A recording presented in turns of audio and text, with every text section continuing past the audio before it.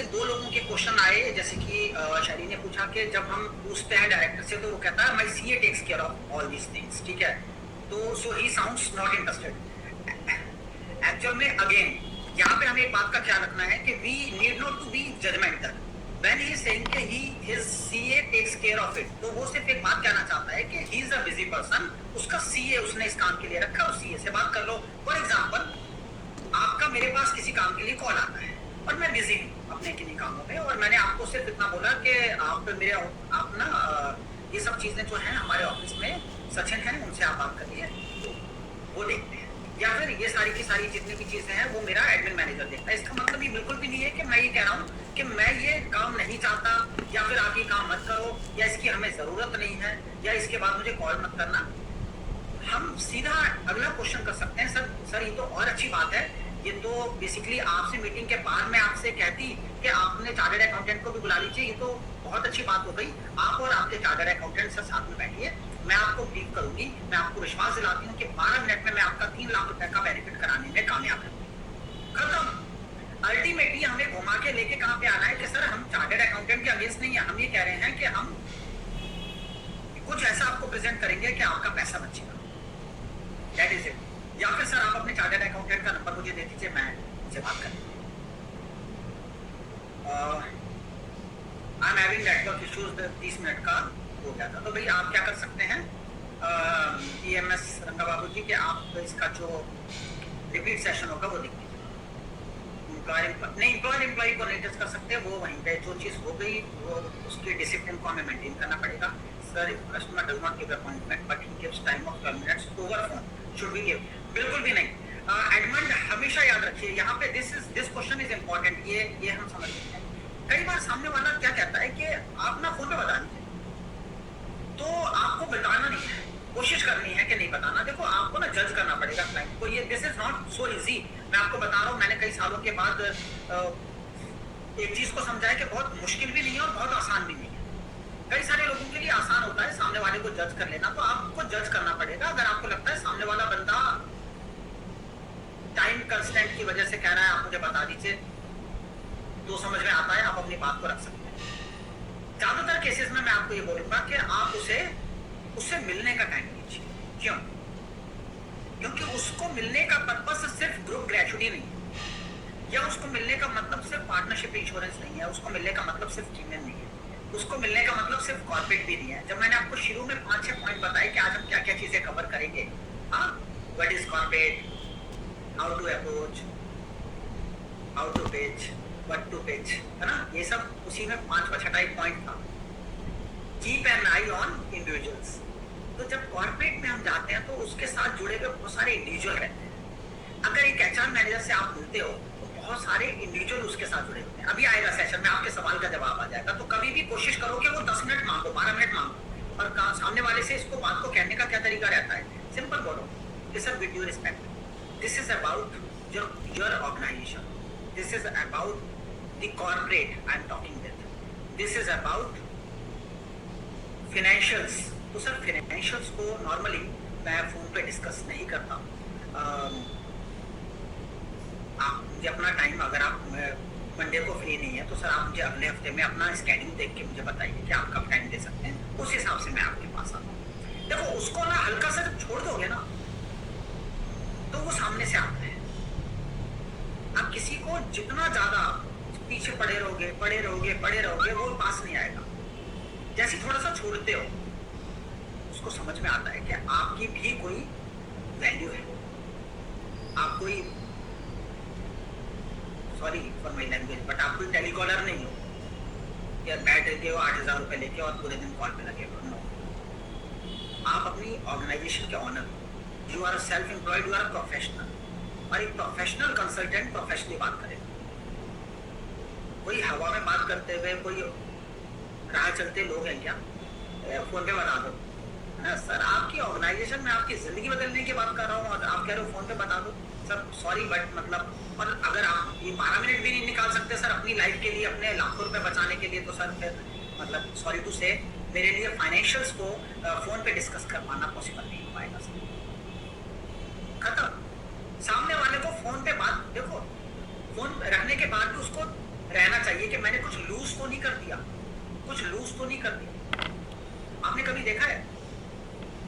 अच्छा मान लो तुम जो भी हो, सारे के सारे सामने वाले, इस बात से समझ में आएगा। फॉर एग्जाम्पल क्या नाम था, एडमंड।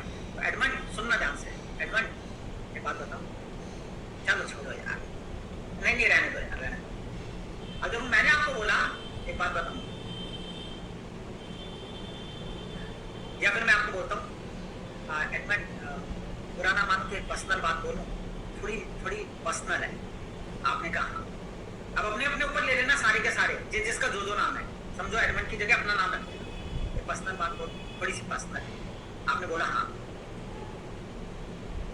छोड़ो यार, छोड़ो, रहने दो। क्या हुआ? क्या थी वो पर्सनल बात? दिमाग में चलता रहेगा, क्या बोलना चाह रहे थे, क्या बात करना चाह रहे थे, क्या ऐसी एक्सट्रीम पर्सनल बात थी जो बोलते बोलते रुक गए। आदमी ऐसा ही है। The moment you say कि एक बात बोलूं, अच्छा कोई आपको फोन कर दे, फॉर एग्जांपल अभी आपके पास कॉल आ जाए और कॉल आपने उठाया अचानक, अरे मैं एक ना मीटिंग में हूँ, मैं इस सेशन के बाद बात करूँ, सामने से कोई भी है, आपका फ्रेंड, आपकी फ्रेंड, आपकी वाइफ, आपकी फैमिली, जैसे ही फ्री होते हो करना, मुझे बहुत इंपॉर्टेंट बात करनी है, कट। अब पूरी मीटिंग आपके दिमाग में चलता रहेगा, जैसे ही फ्री होना, बहुत क्या इंपॉर्टेंट बात थी यार, मैं अभी फोन कर लूं, ये चलो ये मैं इसका रिकॉर्डेड सेशन देखूंगा, कोई इंपॉर्टेंट बात ना रह जाए। क्यूरियोसिटी, क्यूरियोसिटी क्या क्रिएट किया, समझ में आया? तो वो क्रिएट करने की जरूरत है कि सर देखिए दिस इज अबाउट फाइनेंशियल्स, आपका 12 मिनट में मैं 3 लाख का फायदा करा सकता था, और अगर वो 12 मिनट भी आप नहीं दे सकते तो सर मतलब सॉरी टू से, मैं फाइनेंशियल्स को, दिस इज वेरी इंपॉर्टेंट, मैं एक कंसल्टेंट और मैं चाहता हूँ मैं आपकी लाइफ में कंट्रीब्यूट कर सकूँ, मैं चाहता हूँ मैं आपके कॉर्पोरेट का लाखों रुपया बचवा सकूँ, बट उसके लिए सर 12 मिनट तो असर आप मुझे दें। अपनी बात को मजबूती के साथ रखो, आगे बढ़ जाओ। नहीं लेगा, नहीं होगा, नहीं बात रख देगा, फोन खत्म। फोन सुन के भी वो क्या कर लेता, जिस आदमी ने अभी फोन रख देना है, जिसने अपना बेनिफिट सुन के भी बस फोन रख देना है, तो वो बाद में भी फोन रख देगा। कई सारे लोग देखो आप टेलीकॉलिंग करवाते होंगे, कई सारे लोग कहते हैं व्हाट्सएप पे भेज दो, क्यों? हर रिक्शे वाले के पास आज के टाइम में व्हाट्सएप है ना, तो वो कहेगा व्हाट्सएप कर दो, ईमेल कर दो, व्हाट्सएप कर दो, ईमेल कर दो। ये व्हाट्सएप और ईमेल वाले जो लोग हैं ना, ये मेजोरिटी, मैं 5-7% की बात नहीं कर रहा, मैक्सिमम लोग आपके टेलीकॉलर का दोबारा फोन नहीं उठाए, व्हाट्सएप कर दो। आपके टेलीकॉलर मन में सोच लेगी, लड्डू फोड़ लेगी कि ये पॉलिसी तो होगी, व्हाट्सएप भी कर। हर किसी के पास व्हाट्सएप है, वो व्हाट्सएप मंगा रहे हैं। इसलिए जिसने मिलना होता है वो मिलता है, जिसने करना होता है वो करता है, अगर उसने आपको टाइम देना होगा तो वो टाइम देगा। याद रखना इस बात को। तो हमेशा ये क्यूरियोसिटी ये क्रिएट करना है, आपके दिमाग में ये आना चाहिए कि यस, कि वो उसके दिमाग में रहना चाहिए कि यार कोई तो बंदा था, किसी ने तो कोई बात बोली थी जो बात बहुत इंपॉर्टेंट हो सकती थी, मैंने उसे टाइम नहीं दिया, वो सामने से कॉल करना चाहिए। ठीक है, तो आपके सवाल का जवाब दिया। तो ग्रुप ग्रेजुटी को समझते हैं। ये तीनों चीजें जो मैं आपको बताने जा रहा हूँ, ये जबरदस्ती का बहुत बड़ी बना के आपको बताई गई है। हमने सारी चीजों को सिंप्लीफाइड किया है। इन तीनों प्रोडक्ट को भी आज हम सिंप्लीफाइड फॉर्मेट में समझेंगे। कोई बवाल नहीं, कोई बड़े जार्गन्स नहीं, सिंपल सिंप्लीफाइड फॉर्मेट में हम समझेंगे ग्रुप ग्रेजुटी क्या। तो ग्रेजुटी एक्ट है, ये एक्ट नहीं है, सॉरी एक्ट है, ACT, तो गलती से ही हो गया। ग्रेजुटी एक्ट 1972 में के थ्रू पूरी ग्रेजुटी कैलकुलेट होती है। अभी रिसेंटली इसमें कुछ चेंजेस भी आए हैं, तो मैं भी आपको बता देता हूँ। तो कंपनी पेरोल पे लोग होने चाहिए। तो सबसे पहली बात है, जिन 10 एम्प्लॉइज की हम बात कर रहे हैं, हम कहते हैं जी 10 एम्प्लॉइज, कहते हैं ना 10 एम्प्लॉइज। तो ये जो 10 एम्प्लॉइज हैं, ये कंपनी के पेरोल पे होने चाहिए। तो कई बार लोग क्या करते हैं, कंपनी के पेरोल पे लोग नहीं होते, तो कंपनी ने कॉन्ट्रैक्चुअल रखे होते हैं। तो फॉर एग्जाम्पल एक कंपनी में 50 एम्प्लॉय है, जिसमें से 45 कॉन्ट्रैक्चुअल एम्प्लॉय हैं, 5 एम्प्लॉय इस कंपनी के पेरोल पे हैं। तो जो पेरोल पे हैं वो मिनिमम 10 अगर है तो ही उनकी लायबिलिटी बनती है ग्रेजुटी की, इन 45 के लिए नहीं बनती। तो अगर ये 45 कॉन्ट्रैक्चुअल है तो याद रखना है कंपनी पेरोल पे होने चाहिए। अगर कंपनी पेरोल पे एम्प्लॉय है तो ही ये ग्रेजुटी एक्ट के अंदर आते हैं, वरना नहीं आते। तो दो इंपॉर्टेंट चीजें मैं आपको बताना चाहता हूँ। तो ग्रेजुटी एक्ट 1972, दूसरा कंपनी के पेरोल पे होने चाहिए। तीसरा इसकी कैलकुलेशन क्या होती है। तो कैलकुलेशन को समझने के लिए मोटी बात को समझो कि 2 तरह से इसका पैसा पे किया जाता है। पहला 5 साल कंप्लीट होने चाहिए। दूसरा, तो 5 साल जैसे कंप्लीट हो गए तो अभी अभी क्या रूल में चेंज आया, बिल्कुल रिसेंट चेंज आया है, बिल्कुल रिसेंट चेंज कि 4 साल और 240 दिन भी हो रखे हैं तो हम उसे 5 साल काउंट करेंगे, ठीक है। वो या दूसरा तरीका है डेथ पे। तो अगर 5 साल कंप्लीट नहीं हुए किसी एम्प्लॉय को और उसने कंपनी को ज्वाइन किया हुआ है और उसकी डेथ हो जाती है तो भी वो ग्रेचुटी पेबल हो जाती है। अगर उसने 3 साल ही काम किया है और उसके बाद डेथ हो गई तो भी ग्रेचुटी का पार्ट बन जाता है, वो उसको ग्रेचुटी देना कंपनी की जिम्मेदारी है। तो कंपनी की जिम्मेदारी दो तरह से मेनली क्रिएट हुई, वैसे तो 3 तरह से होती है बट 2 तरह से मेनली क्रिएट हुई। पहला 5 साल कंप्लीट होने पे, दूसरा डेथ पे, भले ही 5 साल कंप्लीट होने पे। और 5 साल को हम कैसे डिफाइन करते हैं, 4 साल और 240 दिन को हम काउंट करते हैं। चौथी चीज मैंडेटरी है 10 एम्प्लॉइज पे, ये मैंने आपको बताया। पांचवा कैलकुलेशन, कैलकुलेशन इसकी किस तरीके से की जाती है, इस कैलकुलेशन को समझो। इसका इजी फार्मूला बता देता हूं, सारे लोग नोट करो। 15 डिवाइडेड बाय 26, 15 डिवाइडेड बाय 26, 15 बटा 26 मल्टीप्लाई नंबर ऑफ ईयर्स। लिखो लिखो, मैं आपको बता रहा हूं, इससे भी आसान मैं आपको बिल्कुल फार्मूला यही है, लास्ट ड्रॉन बेसिक, मतलब बेसिक सैलरी। जब हम सैलरी की बात करते हैं, लास्ट ड्रॉन सैलरी की बात करते हैं तो हम बात कर रहे हैं बेसिक डीए वीडीए, ठीक है, डीएनएस अलाउंस और वॉलंटरी डीएनएस अलाउंस। तो बेसिक डीए वीडीए को मिला के जो सैलरी लास्ट ड्रॉन सैलरी है वो multiply by number of years, कितने साल तक, नंबर ऑफ ईयर्स, ठीक है, मल्टीप्लाई बाय 15 डिवाइडेड बाय 26। तो इसको इजी, इसको समझाने के लिए मैं आप लोगों को स्क्रीनशॉट, क्या चीज, तो इस पे समझने की कोशिश करते हैं एक्सेल शीट। फॉर एग्जांपल एक एम्प्लॉय है रवि। रवि जो है ये 15 साल से कंपनी में, 15 ईयर से कंपनी में काम कर रहा है। अब ये कंपनी को छोड़ रहा है तो कैसे कैलकुलेशन होगी पूरी की पूरी। और मान लो इसकी सैलरी है, टोटल है 30,000 रुपए, उसमें बेसिक डीए वीडीए मिला के बन रही है मान लो 22,000, ठीक है। तो टोटल वाली को नहीं देखेंगे, 22,000 को देखेंगे। तो फार्मूला क्या लगेगा, is equal to 15 divided by 26। तो 15 और 26 क्या है, 15 का मतलब है कि 15 दिन की सैलरी। तो इसका फार्मूला क्या है, 15 दिन की सैलरी जो है वो देनी पड़ती है ग्रेचुटी में। 15 दिन की सैलरी हर साल। तो 15 दिन की सैलरी हम कैसे निकालते हैं किसी भी चीज की, 15 बटा 26। 26 क्यों किया, यानी कि एज पर रूल्स एक एम्प्लॉय 26 दिन काम करता है एक कंपनी में। तो अगर वो 22,000 की सैलरी अर्न कर रहा है या 30,000 की सैलरी अर्न कर रहा है तो 26 दिन के अगेंस्ट उसको ये 30,000 की सैलरी मिलती है। तो 30,000 की सैलरी में 15 दिन की सैलरी निकालने के लिए क्या करेंगे, तो ज्यादातर लोग क्या कैलकुलेशन करेंगे कि साहब 30,000 की सैलरी है इक्वल टू 30,000 डिवाइडेड बाय 30 कर दो, 30 दिन होते हैं महीने में, तो यानी कि एक दिन की सैलरी निकल गई 1,000 रुपए, और इसको मल्टीप्लाई कर दो कितना, 15 से। तो इक्वल टू 1,000 मल्टीप्लाई बाय 50। तो भाई क्या हो जाएगा, 15 दिन की सैलरी निकल गई है। तो ये एक तरीका हो सकता है। तो हम यहाँ पे क्या कह रहे हैं, हम यहाँ पे कह रहे हैं कि 15 दिन इस तरीके से 30 से डिवाइड नहीं होंगे, कायदे से इसकी एक दिन की सैलरी निकालनी है तो ये 26 दिन काम करता है पूरे के पूरे महीने में। तो 26 से डिवाइड करो, यानी इसकी एक दिन की सैलरी हो गई 1153 रुपए, 1152 रुपीज। एंड आप इसकी 15 डेज की काउंट करोगे तो 17,307 बनेगी। अब हमने क्या बोला, हम ये वाली सैलरी नहीं काउंट करते, हम यहाँ पे ग्रेचुटी में ये वाली सैलरी काउंट करते हैं, basic plus DA plus BDA. तो 22,000 यहाँ पे 22,000 हो जाएगा, 22,000 डिवाइडेड बाय 26 मल्टीप्लाई बाय 50, ठीक है। तो ये सैलरी बनेगी 12,993 रुपए। अब ये 1 साल की है, तो ऐसे ही अगर 10 साल काम किया तो is equal to this multiply by 10। तो यानी कि 15 साल काम किया तो 15 साल। तो कायदे से 1,90,384 रुपए इस रवि को पे करेगी कंपनी एज ग्रेचुटी जब ये छोड़ेगा, ठीक है। तो इसको अब मैं आपको दोबारा से स्क्रीन शेयर मैंने हटा दिया और मैं आप लोगों को दोबारा से स्क्रीन पे लेके चल रहा हूं, ठीक है। ये देखो आ गया, last drawn basic plus DA plus BDA, इसको ब्रैकेट में रखा, डिवाइडेड बाय 26 यानी कि एक दिन की निकल आएगी, मल्टीप्लाई बाय 15 यानी कि 15 दिन की निकल के आ जाएगी, multiply by number of years उसने काम किया। इस सब की मैंने डेफिनेशन दी थी लास्ट ड्रॉन बेसिक पे, नीचे लिख दिया DA dearness allowance, VDA variable dearness allowance and number of years. ठीक है, तो ये आपके सामने पूरी कैलकुलेशन आ गई। इस तरीके से इसकी कैलकुलेशन होती है एक आदमी की। तो सोचो अगर 4000 एम्प्लॉइज हैं तो 4000 एम्प्लॉय की ये कैलकुलेशन कैसे नहीं, कितना बड़ा काम है, सोच के देखो।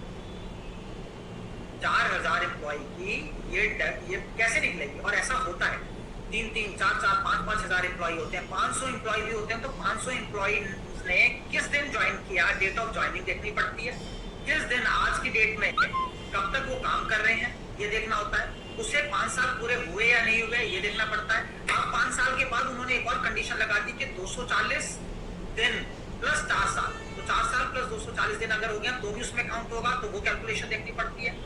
ये पूरी कैलकुलेशन करने का काम रहता है, जो काम टैक्स कंसल्टेंट करते हैं, चेक करते हैं, ऑडिट होती है, वो सारा काम बचाया जा सकता है सिंपल एलआईसी को ग्रेचुटी का काम देके, जो ये सारी चीजें वो फ्री ऑफ कॉस्ट करके देगी।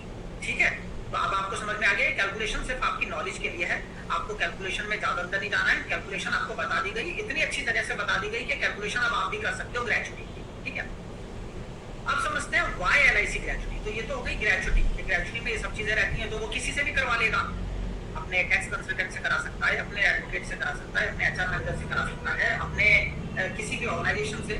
But why LIC? तो समझो, managing gratuity is big task. Gratuity को मैनेज करना एक बहुत बड़ा काम।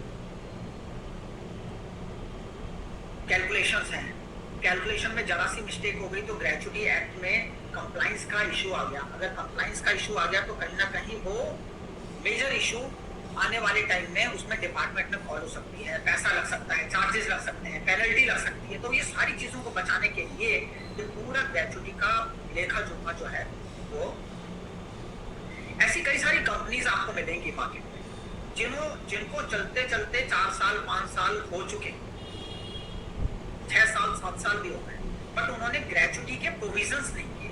अब ये बड़ी अजीब सी बात मैं आपको बता दूं, बट ये रियलिटी है। ऐसी कई सारी कंपनीज आपको मार्केट में मिलेंगी। कौन आ गया? जो चलते हुए ये कंपनी मैं जानता हूँ, पे सिटी, मैं कंपनी का नाम नहीं लूंगा, मैं उसमें डील करता हूँ। उस कंपनी में जब हम गए तो कंपनी में पता चला कि वो कंपनी कई साल से चल रही थी, बट ग्रेचुटी को लेके भरोसे किसी ने डिमांड नहीं की, किसी ने, इन्होंने भी नहीं वो किया। उसके जो ऑनर थे वो रिटायर्ड मेजर थे, तो वो हेल्दी से आदमी, और वो बिल्कुल कैसे उनके दिमाग से निकला, क्यों नहीं हुआ, कुछ नहीं पता। तुम किसी की रिस्पॉन्सिबिलिटी नहीं है, नया अकाउंटेंट जो आया उसने कभी पुराने ने नहीं किया था तो मैं हाथ से कर देता, और वो चीजें, कई चीजें नहीं। हमने जब उनसे बात की तो उनके पिछले 4 साल की पूरी 4 साल 5 साल की पूरी कैलकुलेशन जो है वो कैलकुलेशन निकलवाने की बात आई। तो सोचो कई सारे, और उनकी जो ग्रेचुटी की जो लाइब्रेरी बनी करीबन 70-80 लाख रुपए की बनी, तो 70-80 लाख रुपए का ग्रेचुटी का फंड उन्हें देना पड़ा वन गो।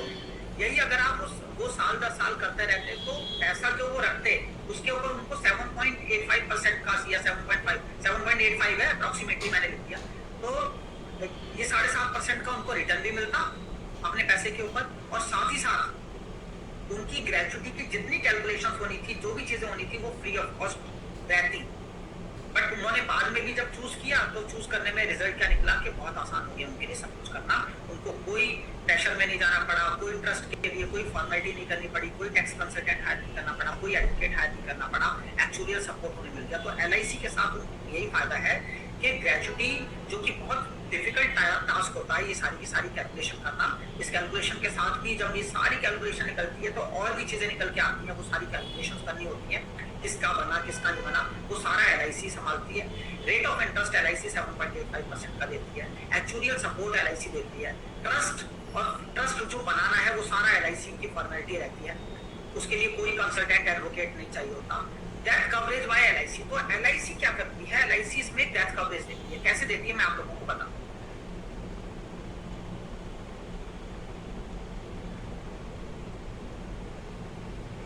इसी रवि का एग्जांपल ले लेते हैं कि रवि 15 साल तक नौकरी करता है, 15 साल तक नौकरी करने के बाद हमने कैलकुलेशन की थी कि 1,90,384 इसका बनना था ग्रेजुटी।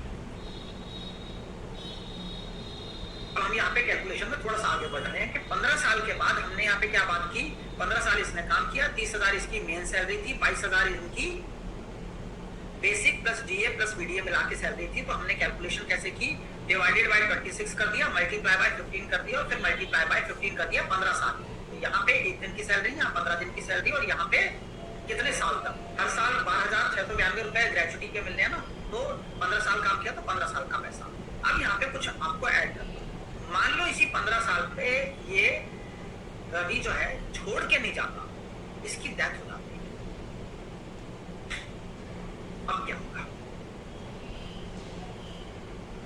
अगर इस ऑर्गेनाइजेशन ने ग्रेजुटी के लिए अपनी ही कंपनी में प्रोविजन किया है, फंड बनाया है, तो ये कंपनी क्या करेगी, 1,90,384 रुपए रवि के परिवार वालों को दे देगी। मान लो रवि ने 25 साल की एज में इस ऑफिस में काम करना शुरू किया और 15 साल बाद जब उसकी डेथ हुई तो उसकी एज थी 40 साल, 40 इयर्स, ठीक है साहब, 40 साल। अब समझो 25 साल की एज से स्टार्ट किया, 15 साल काम किया, 40 साल की एज में ये एक्सपायर कर गया। सवाल यह है कि इस पूरे केस में होगा क्या? इस केस में होगा 1,90,384 रुपए रवि के परिवार वालों को दे देना। बट यहीं पे अगर ये ग्रेजुटी इन्होंने LIC के द्वारा मैनेज करवाई तो क्या होगा? तो एक एडिशनल चीज होती जो एक बहुत बड़ा बेनिफिट क्रिएट कर।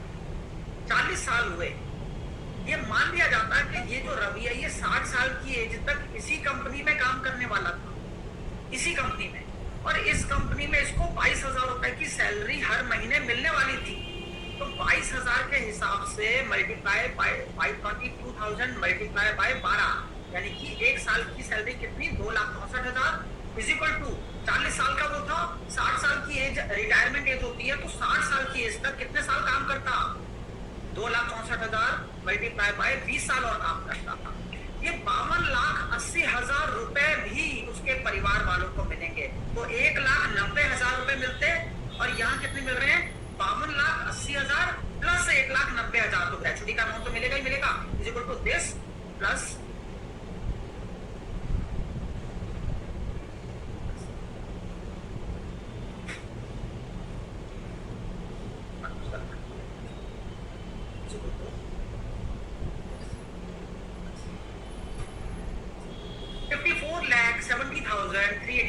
his family is going to get. Now tell me one thing, दुनिया का कौन ऐसा एम्प्लॉयर होगा जो कहेगा कि मुझे ग्रेजुटी करना है? ये 54 लाख रुपए है, 54 लाख रुपीस उसके परिवार वालों को मिलेंगे अगर वो LIC से ग्रेजुटी मैनेज करता है। Think about it. और सुनिए, अभी तो मजे की बात, सिंप्लीफाइड फॉर्मेट में समझ रहे हैं, कोई रॉकेट साइंस नहीं है, ऐसा कुछ नहीं है जो आपको नहीं समझ आया होगा। अभी आप लोगों से पूछ लेता हूँ। रवि के केस में एक तरफ मिल रहे थे 1,90,000, एक तरफ मिल गए 54,70,000। ऐसे ही रवि की तरह एक रवि नहीं है, 4,000 रवि। ये सारे जितने रवि हैं, इनमें से किसी ने 25 साल की एज में शुरू किया, किसी ने 40 साल की एज में, किसी ने 32 साल की एज में, किसी ने 30 साल की एज में, और आज तक काम कर रहे हैं। जितने भी लोगों की किसी की भी डेथ होती है तो रिटायरमेंट तक का प्रोविजन अगर ये कंपनी बता दे इस रवि को कि हेलो रवि, तुम्हें आज हम एक श्योरिटी देते हैं। बोले क्या? कि सबसे पहली बात, तो 5 साल कंप्लीट करोगे तो ग्रेजुटी है। बोले सर वो तो मिलती है हर जगह, हम कुछ और दे रहे हैं, सुनो तो सही। बोले क्या? अगर इस बीच में कोई भी मिसहैपनिंग हो जाती है तो जब तक तुम इस कंपनी में काम करते, यानी कि 60 साल की उम्र तक, उस सारा का सारा 60 साल की उम्र तक की जो गारंटी है वो हमारी तरफ से, भाई हम आपके परिवार को इतना पैसा देंगे। Now just think, समझ में आया? Why LIC gratuity? Why LIC gratuity? Because there is a death coverage by LIC when you take LIC gratuity. जब आप LIC gratuity करते हो, जूम प्लीज। अच्छा, वो आपने उसे जूम करने को बोला, तो सॉरी, मैंने अभी मैसेज देखा। हाँ, तो दिलीप पूछते हैं कि सर ये कैसे पॉसिबल है? पॉसिबल है तभी तो बता रहा हूँ। LIC ग्रेजुटी को इस तरीके से डिजाइन किया गया है कि उसमें ये कवरेज दी जाती है। आप जब जब ये करेंगे तो ये आपको पता चलेगा, ठीक है। प्रोडक्ट है sir, please show calculation again. तो कैलकुलेशन दोबारा से बताओ, चलो ठीक है, कैलकुलेशन दोबारा से बताओ। कैलकुलेशन ही है, समझ लो, कोई बात नहीं, वही उसी में सारा बेनिफिट आ जाता है। चलो कैलकुलेशन में आपको दोबारा लेके चलता हूँ, मैंने अपने आप को रिमूव कर दिया। ओके, तो देखो इसे थोड़ा सा जूम कर लेते हैं, ठीक है। चलो देखो ये सब आप लोगों को नजर तो भाई क्या है, एक रवि नाम का बंदा है, 15 साल कंपनी में नौकरी की, 30,000 रुपए उसकी मेन सैलरी है, 22,000 उसकी बेसिक प्लस डी है। अब ऐसे आपको जेन्युइन बात बताऊं, आपको इस कैलकुलेशन से कोई लेना देना नहीं होना चाहिए, क्योंकि ये कैलकुलेशन कौन करता है? कॉर्पोरेशन करती है। आपने ये काम नहीं करना, इसमें कोई भी रोल आपका नहीं है। आपने तो बस मिलवा देना है जिस आदमी को ग्रेचुटी चाहिए, और क्यों मिलवाना है उसका रीजन मैं बताऊंगा आपको। उसको मिलवाने के पीछे रीजन है। मैं ये नहीं कह रहा ग्रेचुटी का काम करो, बिल्कुल नहीं कह रहा, बिल्कुल नहीं कह रहा। मैं क्या कहना चाह रहा हूँ अभी आपको कहूंगा, डोंट वरी, ठीक है। ग्रेचुटी हो गया। अब इसमें इसकी जो कैलकुलेशन है वो ये है कि ये जो basic plus BA plus BDA यानी 22,000 रुपए का अमाउंट है, गवर्नमेंट ये कहती है कि जैसे ही इस आदमी ने 5 साल कंप्लीट कर लिए तो हर साल का इसको 15 दिन की सैलरी जो है वो मिलनी चाहिए। 15 दिन की सैलरी कैसे बनती है?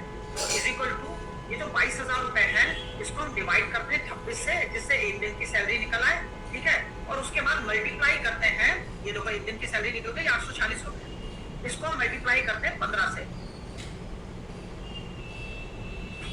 12,690, तो हम यानी कि 15 दिन की सैलरी निकल गई। बट ये जो 15 दिन की सैलरी है ये कितने साल के लिए? 1 साल के लिए। तो किसी आदमी ने 5 साल काम किया है तो उसे कितने मिलेंगे? 12,692 मल्टीप्लाई बाय 5, 63,641। बट यहाँ रवि ने कितने साल काम किया था? 15 साल काम किया था। तो जब रवि ने 15 साल काम किया था तो हमने क्या बोला? हमने बोला कि रवि ने साहब 15 साल काम किया है तो 15 साल काम करने का उसको मेहनताना क्या मिलना चाहिए? 15 साल के हिसाब से मिलना चाहिए। इसलिए हमने ये वाला जो अमाउंट था, इस अमाउंट को किससे मल्टीप्लाई किया? 15 से मल्टीप्लाई किया। तो जैसे हमने 15 से मल्टीप्लाई किया तो ये वाला अमाउंट हमारे सामने आ गया। कितना? 1,90,384। अब ये तो कौन सा अमाउंट है? ग्रेचुटी का अमाउंट। वो कहीं से भी ग्रेचुटी अपनी ले तो उसे यही अमाउंट मिलेगा। एलआईसी के साथ ग्रेचुटी करने में एक बेनिफिट है एडिशनल। क्या बेनिफिट है?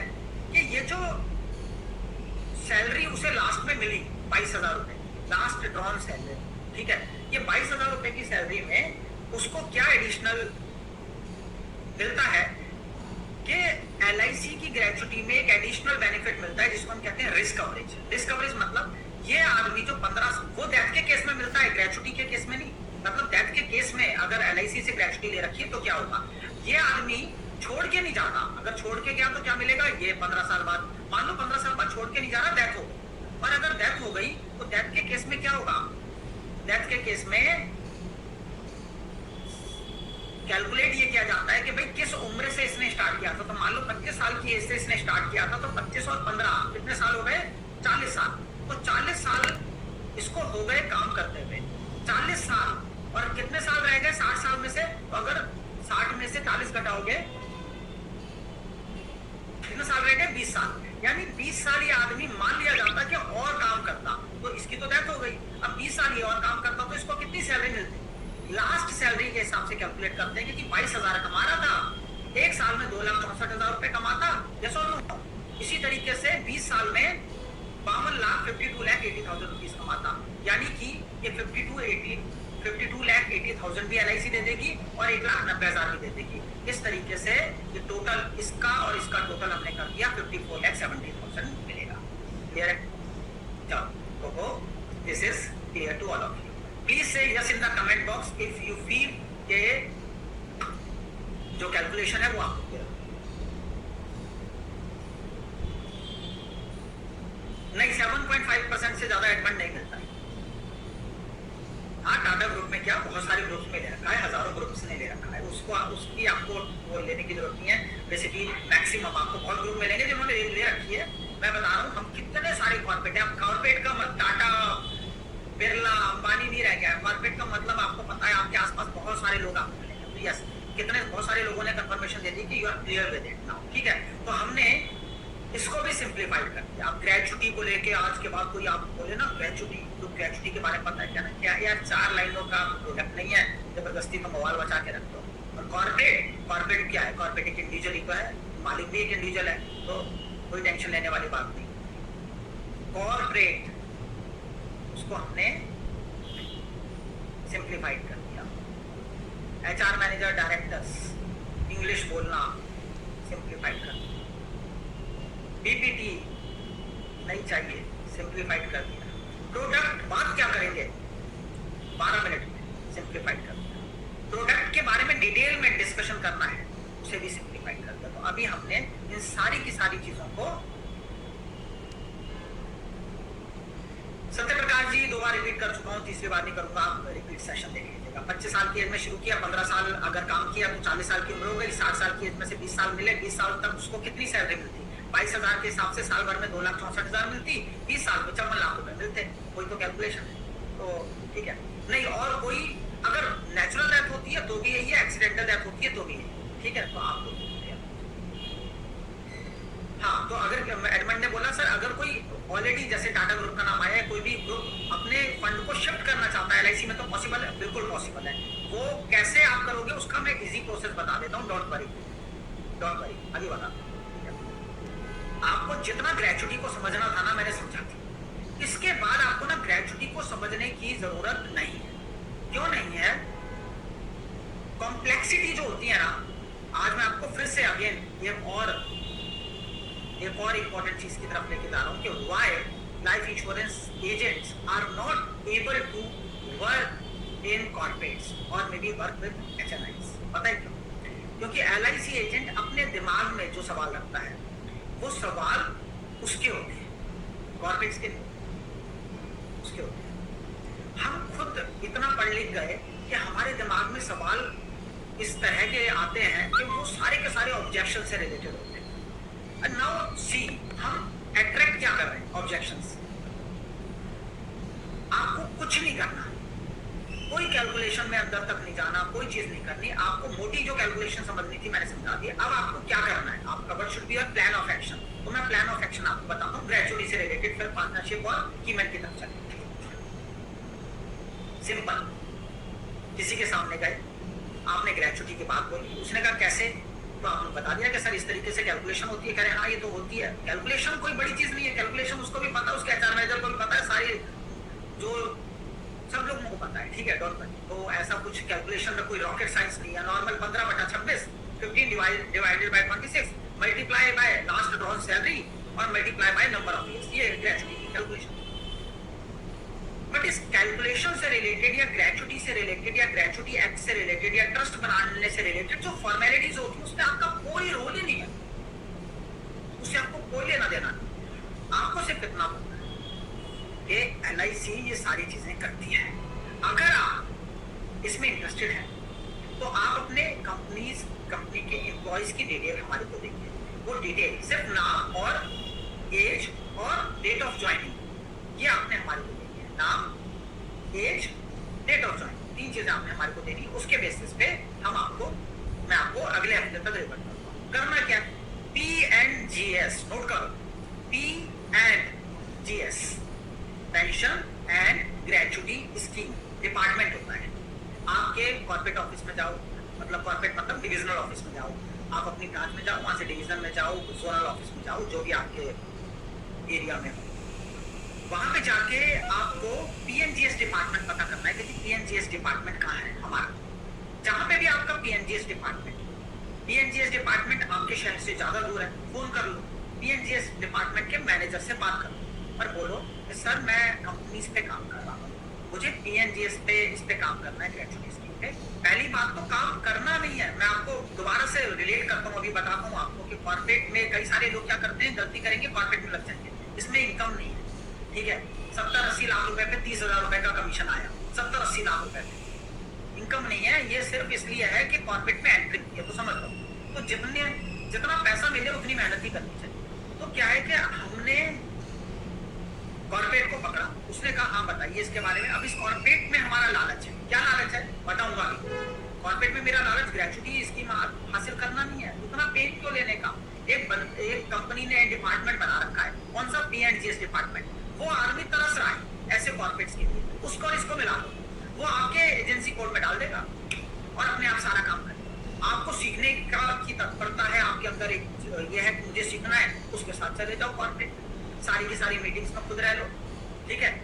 मैंने तो कुछ भी नहीं किया, दोनों को मिलवा दिया, मुझे पता भी नहीं उन्होंने क्या प्रोसेस किया, मैंने कहा करते रहो, अपने अकाउंट में 35,000 रुपये आ गए, अपन खुश, ठीक है। इससे ज्यादा टेंशन नहीं लेने का, 35,000 के लिए 15-20 मिनट दे सकता हूँ, इससे ज्यादा नहीं दे सकता। तो आपको ये समझना है, अगर आपको सीखना है तो आप सीख सकते हो, बाकी सीखने में आपको कुछ टेक्निकल चीजें पता चलेंगी तो 1 मीटिंग 2 मीटिंग साथ में कर लो, पर काम कौन कर रहा है, काम कर रहा है P&GS डिपार्टमेंट, और वो भी कुछ नहीं करेंगे, वो जो लिस्ट लेंगे उसके हिसाब से ग्रेजुटी कैलकुलेट करेंगे, उस कंपनी से डील करेंगे, उस कंपनी को अपना इंटरेस्ट रेट बताएंगे, उस कंपनी को अपनी फॉर्मेलिटीज बताएंगे और चीजें करेंगे, सारी की सारी फॉर्मेलिटीज दोनों कंपनीज के बीच में हो जाएंगी, इसमें आपका रोल नहीं है। तो P&GS डिपार्टमेंट मैंने आज आपको बता दिया, P&GS डिपार्टमेंट में जाओ, नहीं जा सकते फोन करो, और फोन करके वहां पे मैनेजर साहब से बात करो और बोलो कि जी मुझे ग्रेजुटी में, मैं कुछ कंपनीज में, और अभी नहीं करना आपको, पहले कुछ कंपनीज में कॉल करो, क्योंकि जब आप कंपनीज में कॉल करोगे तो आपको पता चलेगा कि हम वहां तक पहुंच भी रहे हैं या नहीं। जब आप पहुंचोगे तो आपके पास एक प्रोडक्ट है पिच करने के लिए, तो अब आपके सामने ही क्वेश्चन नहीं है कि HR मैनेजर के सामने बैठ के क्या बात करें, आपके सामने क्वेश्चन नहीं है कि डायरेक्टर के सामने बैठ के क्या काम करें, क्या बात करें, पार्टनर के सामने बैठ के, CFO के सामने, CMO के सामने बैठ के क्या बात करें। आपने अपनी बात को रखना है, 12 मिनट के बाद वाली मीटिंग में P&GS डिपार्टमेंट के मैनेजर को साथ लेके जाओ, आपको कुछ करने की जरूरत नहीं, जितना आपको पता होना चाहिए वो पूरी तरीके से हमने आपको बता दिया, ठीक है। स्वामिक ये रूल होता है, जैसे जैसे रूल होता है कि सैलरी इस तरीके से दी जाती है, जैसे रूल होता है कि PF कटता है, जैसे रूल होता है कि बोनस मिलता है, रूल हर चीज के रूल होते हैं ना, वैसी ग्रेजुटी एक रूल होता है। ऑन ड्यूटी या घर, पुष्पेंद्र ऑन ड्यूटी भी, घर पे भी, कहीं पे भी डेथ इज डेथ, ठीक है, तो ड्यूटी से कोई लेना देना है। चलो आपके सवालों की जवाब के साथ साथ मैं देना चाह रहा हूँ, ये समझ में आया वाई LIC ग्रेजुटी और LIC ग्रेजुटी पे काम करने का तरीका भी मैंने आपको बता दिया कि किस तरीके से काम करना है, जितना आपको पता होना चाहिए वो सारी चीजें इसमें, बिलीव मी जब आप काम करोगे तो आपको समझ में आएगा कि इसके अलावा कुछ था ही, इतना ही था। रही बात कैलकुलेशन की, तो कैलकुलेशन कौन करेगी, LIC, कैलकुलेशन कौन करेगा, LIC का P&GS डिपार्टमेंट। आपको किसको साथ में लेना है, P&GS डिपार्टमेंट के जो मैनेजर है उनसे जाके मुलाकात कर लो एक, तो मुलाकात करने के बाद वो आपको PPT भी दे देंगे, आपको चीजें भी दे देंगे, जो कुछ भी होगा आप उनसे ले सकते हो, वैसे उसकी जरूरत नहीं है क्योंकि PPT से कुछ नहीं होता। इस पूरे प्रोसेस में मैंने आपको सिर्फ ये पॉइंट बताने के लिए, 4 पॉइंट बताने के लिए PPT रखी है, अदरवाइज मैं किसी ग्रेजुटी को किसी चीज को PPT पे प्रेजेंट नहीं करता, ना ही जरूरत है।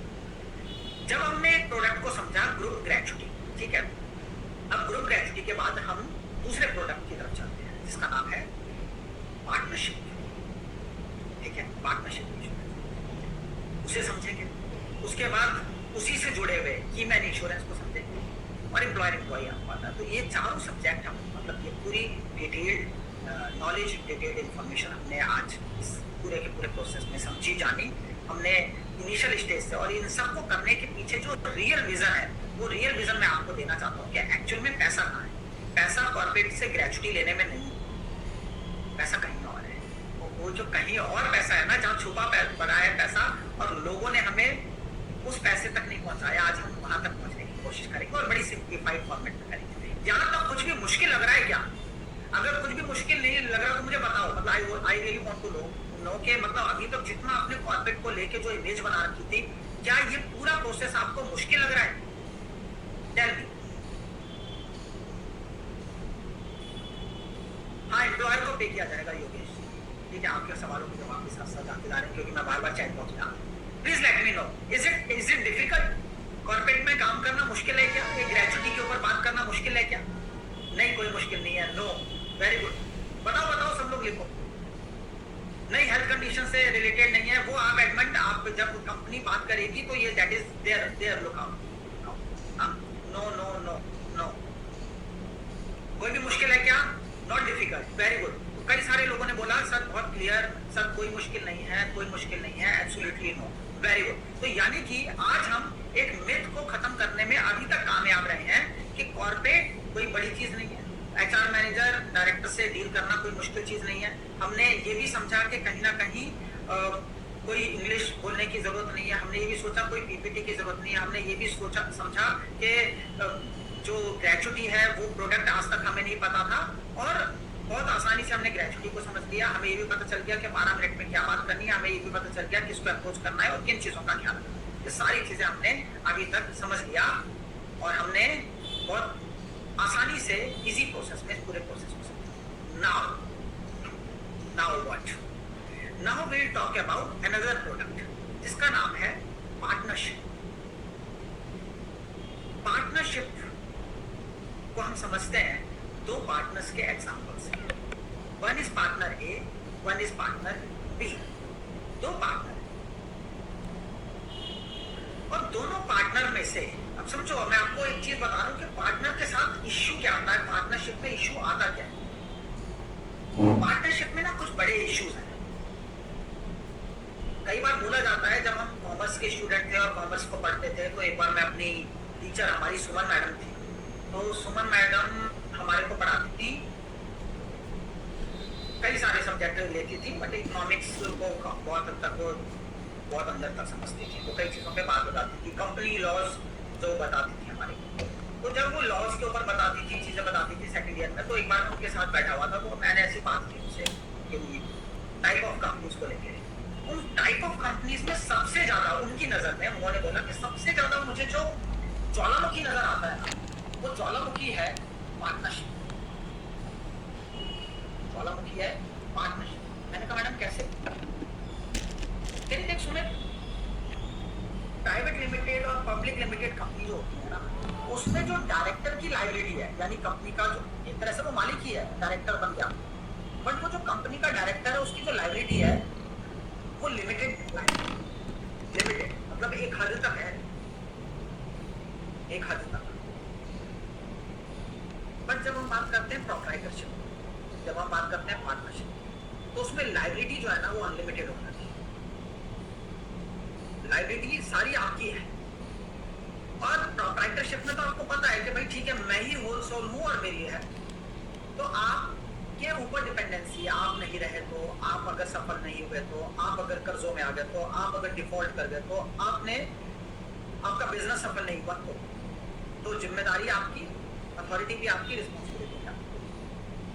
बट पार्टनरशिप एक ऐसी चीज है जो ज्वालामुखी है, क्योंकि आपकी कंपनी, आपकी ग्रोथ, आपकी सारी चीजें एक और इंसान के ऊपर डिपेंड करती है जो पार्टनर बी है। उसको कुछ हुआ तो दिक्कत, खराब निकल गया तो दिक्कत, सेल्फिश निकल गया तो दिक्कत, फ्रॉड निकल गया तो दिक्कत, कुछ कैरेक्टर वाइज गलत निकल गया तो दिक्कत।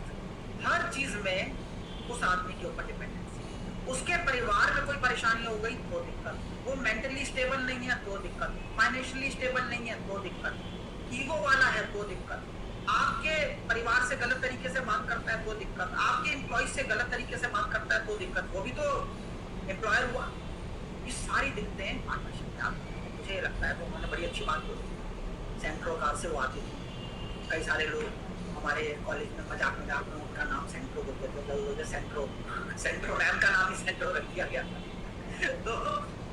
तो सुमन मैम ने मेरे को ये बात बताई, उनकी वो बात मुझे याद रही। और आज जब मैं कॉर्पोरेट्स को समझता हूँ, अंदर तक जाता हूँ, कई सारे एंटरप्रेन्योर से मिलता हूँ, बात करता हूँ, तो मुझे एक बात समझ में आती है कि रियल में पार्टनरशिप एक ज्वालामुखी है। पार्टनर ए, पार्टनर बी, मान लो पार्टनर बी नहीं रहता, कोई भी दोनों में से एक पार्टनर नहीं रहता, तो देखो क्या क्या चैलेंजेस आते हैं वो पहले समझो, और उसके बाद फिर हम समझेंगे कि अगर वो चैलेंजेस आते हैं तो उन चैलेंजेस के अगेंस्ट हमारे पास क्या है। तो देखो चैलेंजेस क्या क्या आते हैं। पहला, फेस वैल्यू। कई बार ऐसी पार्टनरशिप आपको मिलेगी जिसमें एक पार्टनर है, दूसरा पार्टनर है, एक पार्टनर कंपनी के अंदर का सारा काम का संभालता, सारा काम काज, बट कंपनी के बाहर उसे कुछ भी नहीं पता। कंपनी के बाहर बैंक वालों से डील दूसरा पार्टनर कर रहा है, तो अभी इसको पार्टनर ए और पार्टनर बी को दो नाम दे देते हैं, बेहतर रहेगा, है ना। क्या नाम दे देते हैं? नाम दे देते हैं, मान लो एक एग्जांपल लेते हैं, नाम दे देते हैं इसका, चलो ठीक है, हरीश और सतीश, ठीक है, सतीश। हाँ, तो हरीश और सतीश,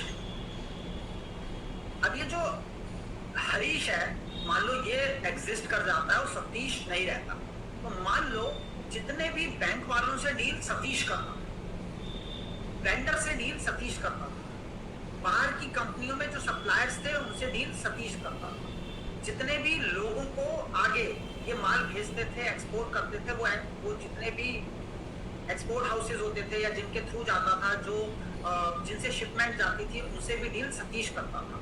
जो वहां पे इंडिया से बाहर जिन लोगों को माल डिलीवर होता था उनसे डील सतीश करता था, और माल वापस आने के बाद जो पेमेंट का हिसाब, इनसे पेमेंट मंगवाने का काम भी सतीश करता था। हरीश क्या करता था, अकाउंट डिपार्टमेंट, एचआर डिपार्टमेंट, ये सारे एम्प्लॉइज, मैनेजमेंट, कंपनी के काम सही हो रहा है नहीं हो रहा, फैक्ट्री में सही काम हो रहा है ये नहीं हो रहा, ये करता था और करता है। बट अब सतीश नहीं रहा, तो सतीश के ना रहने से, सतीश क्या था, सतीश एक फेस वैल्यू था, सारे लोग उसको जानते थे। अब सतीश नहीं रहा, सतीश नहीं रहा तो ये फेस वैल्यू खत्म। लोग कहते हैं हम नहीं डील कर रहे साहब, हमें नहीं पता, हम किसी हरीश को नहीं जानते, सतीश कहाँ है, सतीश नहीं रहा, अरे सतीश नहीं रहा, सतीश नहीं रहा तो इस कंपनी में भरोसा नहीं कर सकते, पता नहीं पैसा आएगा नहीं आएगा, हम माल नहीं दे रहे, पता नहीं वो क्वालिटी रहेगी नहीं रहेगी, हम माल नहीं ले रहे। भले ही हरीश बैठा था पहले भी अभी भी, बट हम नहीं ले रहे माल, जो हम तो सतीश को जानते हैं। पता नहीं पेमेंट कैसी होगी, पता नहीं वो चीज़ मिलेगी नहीं मिलेगी, पता नहीं हमारे ऑर्डर सही तरीके से लगेंगे नहीं लगेंगे, पता नहीं रॉ मटेरियल वो यूज़ होगा नहीं होगा, पता नहीं यार कल को ये डूब जाएगा, और कल को हमें पता नहीं हरीश की फाइनेंशियल सिचुएशन कैसी है, कल को ये बंदा गलत निकल गया तो क्या होगा। तो ऐसे कंपनी के साथ अपने को डील नहीं करना। तो Harish was face value of the company, तो फेस वैल्यू लूज कर। लिंक हो सकता है सतीश के लिंक रहे, सतीश ऐसे बैंक वालों के, बैंक के मैनेजर के साथ इतना बढ़िया इसका टाइप रहा हो कि सिविल खराब होने के बाद भी, परेशानी होने के बावजूद भी, इनकी लिमिट मान लो 10 करोड़ की थी, उसके बावजूद भी 20 करोड़ तक अप्रूव करा लेता हूँ और उसी से काम चल रहा। तो इसके लिंक जो है वो सारे के सारे वैलिड। हो सकता है इसे इंडिया से बाहर लोग जानते हैं, हो सकता है ये किसी ऐसी ऑर्गेनाइजेशन से आया हो जिस ऑर्गेनाइजेशन में इसके लिंक कई सारे ऐसे लोगों के साथ हों जो बड़ी बड़ी कंपनीज में बैठे हैं और बड़ी बड़ी कंपनीज में मैनेजरियल पोजीशन पे हैं, डायरेक्टर्स हैं, हो सकता है उनकी वजह से बिजनेस आ रहा था, वो लिंक चले गए सतीश के साथ। अब क्या होता? फाइनेंशियल सपोर्ट हो सकता है हरीश बहुत मेहनती आदमी हो, दिन रात काम करता हो, चीजें करता हो, लिंक भी इसके हों, सारी चीजें ये कर रहा हो, लोगों से भी ये डील कर रहा हो, एक्सपोर्टर से भी, मतलब जो हाउसेज है उनसे भी ये डील कर रहा हो, वेंडर से भी डील कर रहा हो, एम्प्लॉय से भी हरीश डील कर रहा हो, पर सतीश पैसा लगा रहा। फाइनेंशियल सपोर्ट जो था, पैसा सतीश का, मेहनत हरीश की। अब सतीश नहीं रहा, क्या होगा? हरीश वहीं का वहीं है, मेहनत वहीं की वहीं है, लोग वहीं के वहीं है, पैसा नहीं है, क्या होगा?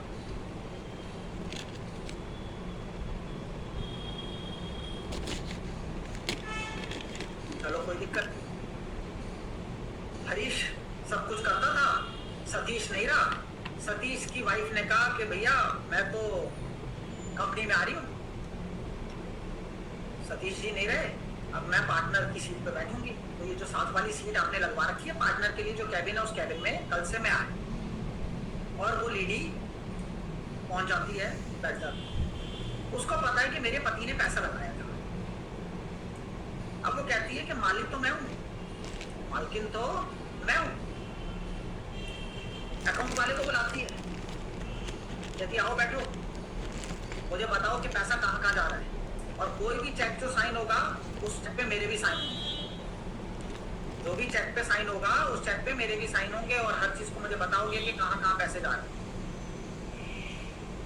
अकाउंट वाला बंदा आता है शाम को, कहता मैडम ये सिर्फ छोटा सा चेक है मैम, 13,000 रुपए का ही साइन कर दो।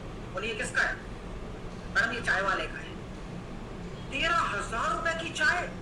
जी मैडम एम्प्लॉइज भी तो है मैम, 2 बार की चाय तो जाती जाती है, बीच में कभी कभार जरूरत पड़ जाती है तो 3 टाइम भी हो जाता है मैम। अरे इतनी चाय कौन पीता है, दिमाग खराब है? 13,000 रुपए पैसा क्या है, पेट पे लगते हैं? क्या बात कर रहे हो? 13,000 रुपए ऐसे चाय वाय नहीं कर सकते। कंपनी में बोल दो 13,000 रुपए की चाय नहीं चलेगी। तुम लोग तो कंपनी को डुबोने पे तुले हुए हो। तुम्हें क्या लग रहा है पैसा ऐसे ही आ रहा है? तभी तो मैं कहूँ कि हमारे को प्रॉफिट क्यों नहीं आ रहा था। सतीश जी ये पैसा ही, ये चीजों पे ध्यान ही नहीं दे रहे थे, सारी चीजें ऐसी डाल रखी थी। आज के बाद इसीलिए मैंने बोला चेक मेरे पास से होना चाहिए। ये 13,000 रुपए का चेक नहीं बनेगा, एक वक्त की चाय मिलेगी।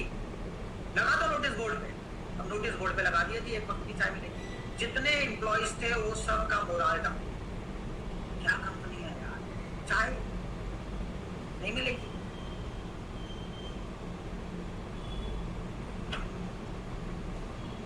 कंपनी में बातें शुरू।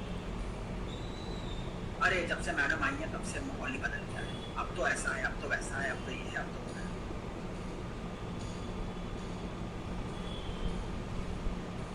मैडम ये लाख रुपए, मैडम ये साइन अगले दिन आता है अकाउंटेंट, मैडम ये लाख रुपए का ना सेल्फ का चेक है, ये साइन कर। सेल्फ का चेक? सेल्फ का चेक क्यों है? सेल्फ के चेक से तो कैश निकलता है। हाँ मैडम ये लाख रुपए किसने निकलवाने लाख रुपए कैश? मैडम वो हमने ना डिपार्टमेंट है, पीएफ डिपार्टमेंट में ना कुछ दो केस लगे हैं तो उनका ना पैसे जाते हैं वकील साहब को जाते हैं, तो उसमें पेमेंट जाती होगी उनके वाइट की। नहीं मैडम वो वकील साहब वो अंदर रिश्वत वगैरह खिलाते हैं ना उसकी। 1 लाख रुपए की रिश्वत, क्या कर क्या रहे हो तुम लोग? 1 लाख रुपए की रिश्वत, तुम लोगों का दिमाग खराब है? तुम्हारे को किस लिए रखा है? क्या करते हो तुम पूरे दिन यहाँ पे बैठ के? पूरे दिन अकाउंट डिपार्टमेंट में बैठे रहते हो, मैं देखती हूँ बातें चलते रहती हैं, व्हाट्सएप चलता रहता है, तुम लोग बैठे रहते हो, तुम्हारे पास कोई काम नहीं है। जाओ तुम जाओ पीएफ डिपार्टमेंट, तुम्हारा काम है ये। वकील को क्यों रख रखा है? वकील को निकालो, वकील काम नहीं करेगा, तुम काम करोगे। तुम्हारे को किस लिए रखा है? एचआर मैनेजर को किस लिए रखा है? वो जाएगा, वो पीएफ डिपार्टमेंट में धक्के खाएगा, वो बात करेगा वहाँ पे। किस बात के लाख रुपए देते हैं? गलत काम कर रहे हैं। लाख रुपए कोर्स की जो कोर्ट की जो भी तारीख लगती है, डिपार्टमेंट में तारीख लगती है, तारीख पे जाएंगे। 2 लाख रुपए हम देंगे।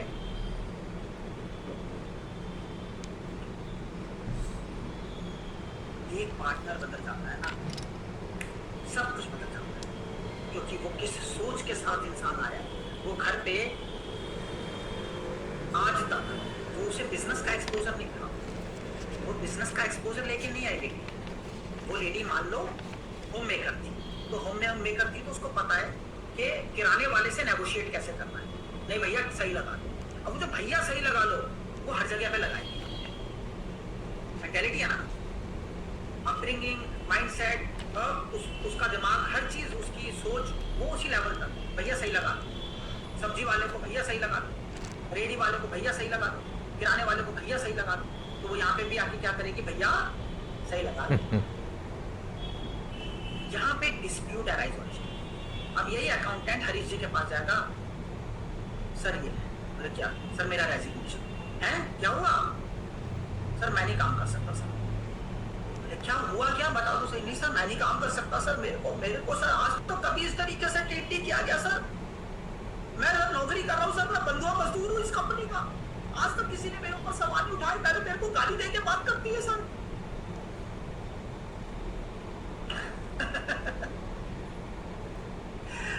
अरे यार हरीश कह रहा है यार मेरा दिमाग खराब, मैं कंपनी संभालूं, लोग संभालूं, काम संभालूं, बाहर की दुनिया संभालूं या ये संभालूं सौरभ को। वो किसी तरीके से सर पे हाथ फेरेगा, बेटा कोई बात नहीं, तुझे पता है नहीं समझता तो है बेटा, तू इतने साल से मेरे साथ है, तू मेरे को देखना यार, तू मेरा बच्चा है, मेरे पास काम। वो किसी तरीके से उसके सर पे हाथ फेरेगा, उसको रोक देगा। 2 दिन बाद फिर वही कांड होगा। पार्टनर के, फैमिली के, किसी पर्सन के आने की वजह से होने वाली परेशानी। उसका बेटा आ गया, वाइफ नहीं आई, बेटा आ गया। बेटा आ गया तो मेंटेन हो रहे थे रजिस्टर प्रॉपर तरीके से, सारी चीजें हो रही थी, सारे काम हो रहे थे। क्या कर क्या रहे हो आप लोग? What the hell you people are doing? अब नया लड़का है, नया जोश है, वो कॉलेज में बिंदास अपनी जिंदगी रही। वो मूवी है ना कौन सी, वो रंग दे बसंत, बड़ी अच्छी बात बोलता है उसमें आमिर खान, बोला जो ये कैंपस है ना, कैंपस के अंदर ना डीजे की कोई, डीजे नाम होता है ना उसका, तो डीजे की कोई औकात है, लोग जानते हैं डीजे को, इसलिए मैं कॉलेज छोड़ के नहीं जा रहा, बाहर की दुनिया से मुझे डर लगता है। तो भी है भाई, कॉलेज में बिंदास आदमी, कॉलेज में तो बढ़िया तरीके से नारे भी लगा रहे हैं, जोक्स भी कर रहे हैं, वहाँ पे स्टैंड अप कॉमेडी भी कर रहे हैं, मस्ती भी चल रही है, लाइफ देखिए, वॉली टेक्नोलॉजी देखी है, चीजें देखी है। अब ये आदमी आके फैक्ट्री में समझता है कि क्या क्या रियल परेशानी, क्या चल क्या रहा है यार, कर क्या रहे हो, क्या तरीका ये रजिस्टर की एंट्री होती है। हर किसी को बोलो एप्लीकेशन डालेगा अपने मोबाइल में, जो एप्लीकेशन नहीं डालेगा अपने मोबाइल में, अटेंडेंस एप्लीकेशन से लगेगी। अब सारे लोग एप्लीकेशन कहाँ से डालें, वो तो वर्कर आदमी है, वो तो वो वाला फोन यूज करते हैं जो स्मार्टफोन नहीं, एप्लीकेशन कैसे डाल। अच्छा एप्लीकेशन डालने तो एप्लीकेशन सिखाएं कैसे कि एप्लीकेशन से लगेगी, नहीं समझ रहे, चलो समझ भी ले, समझने के बाद उसमें कोई गड़बड़ हो गई तो वो अकाउंट डिपार्टमेंट के पास आएंगे, एचआर डिपार्टमेंट के पास आएंगे।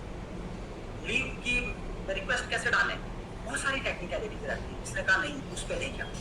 फिर इसने कहा ये सारा ऐसे कैसे मेंटेन कर रहे हो यार, ये प्रॉपर तरीके से सही तरीके से हमारे को इसके पूरे रिपोर्ट चाहिए, डेली शाम को ईमेल करके जाओगे तुम मेरे को पूरे दिन की रिपोर्ट। अभी तक ये अकाउंटेंट या एचआर मैनेजर या एडमिन मैनेजर क्या करता था, अपना काम सही तरीके से पूरी ईमानदारी से कर रहा था, बट नहीं था ऐसा कि मतलब कि शाम को कुछ एक्स्ट्रा करना था। या इसने कहा कि नहीं करके जाओ।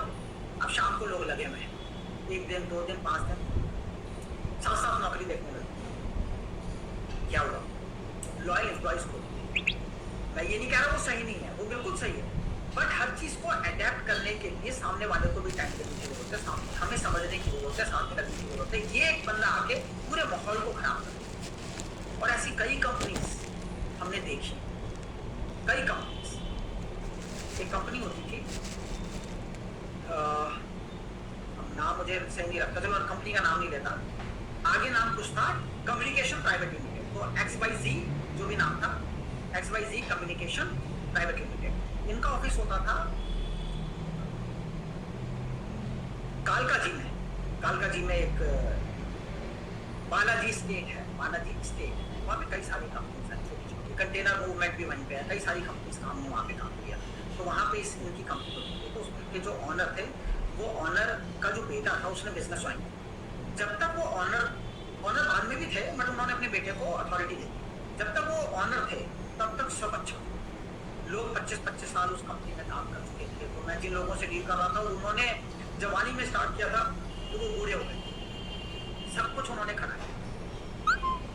जिस वक्त से उनका बेटा उसने ज्वाइन किया, वरुण नाम था उनके बेटे, खत्म, सब खत्म। वो कंपनी ही नहीं रही, आज के टाइम में वो कंपनी एग्जिस्ट ही नहीं करती। वो कंपनी डेट्स में आ गई, परेशानियां क्रिएट हो गई, रिलेशनशिप खराब हो गए। क्यों? एक ऐसे पर्सन ने ज्वाइन किया जो कि बिजनेस को नहीं समझता। एग्जैक्टली सेम चीज होती है जब हम बात करते हैं कि किसी पार्टनर के फैमिली मेंबर ने ज्वाइन किया, तो entry of another partners family as partner, ठीक है, ये एक बहुत इंपॉर्टेंट चीज है जो होती है अगर एक पार्टनर मिलता है। और क्या है, रिक्रूटमेंट ट्रेनिंग हो सकता है। सतीश जो है वो कंपनी की रिक्रूटमेंट के ऊपर काम करता हो, उसको पता हो कैसे लोगों को रखना है, उसको पता हो कि किस तरीके की ट्रेनिंग देनी है, वो उसको पता था कैसे इन लोगों को ट्रेनिंग में ऐसी ऐसी बातें बतानी है कि सामने वाले बंदे की परफॉर्मेंस बढ़ जाए। उसे मोटिवेट करना आता था, उसे ट्रेनिंग देनी आती थी, उसे प्रोडक्ट की ट्रेनिंग देनी आती थी, उसे पता था कैसे लोगों को हायर करना है, वो सामने वाले से सैलरी की नेगोशिएशन कर पाता था। ये सारी चीजों का लॉस हुआ ना, फाइनेंशियल लॉस हुआ इसकी वजह से। लोगों को ज्यादा सैलरी दोगे, नेगोशिएट नहीं कर पाओगे, तो लोगों को ट्रेनिंग नहीं दे पाओगे, तो उनकी जो ग्रोथ है, उनकी जो इफेक्टिवनेस है, एक्सपर्टीज है, वो नहीं क्रिएट होगी, एफिशिएंसी नहीं क्रिएट होगी। उनको मोटिवेट नहीं कर पाओगे तो वो मोटिवेशन के साथ काम नहीं करेंगे, तो उनके काम के रिजल्ट्स नहीं निकल के आ पाएंगे। एम्प्लॉयज की रिटेंशन नहीं होगी, लोग ज्यादा दिन रुकेंगे नहीं, क्यों? रिलेशनशिप की वजह से रुके हुए।